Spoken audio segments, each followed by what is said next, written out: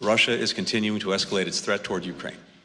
Russia's repeatedly turned away from agreements that have kept the peace across the continent for decades.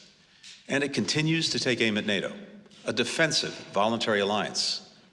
Russia justifies its actions by claiming that Ukraine somehow poses a threat to its security.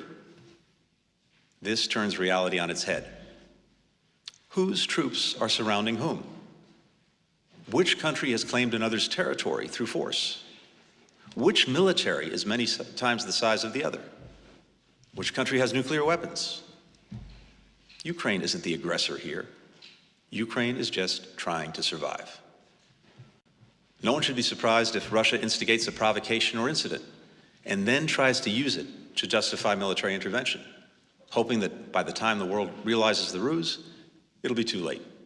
Now, alternatively, Russia says the problem is NATO. On its face, that's absurd. NATO didn't invade Georgia. NATO didn't invade Ukraine.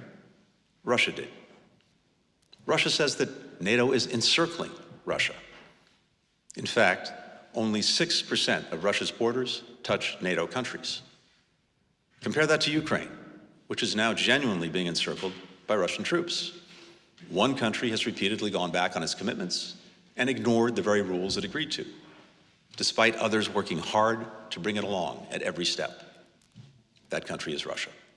There are two paths before Russia: the path to diplomacy that can lead to peace and security, and the path of aggression that will lead only to conflict, severe consequences, international condemnation.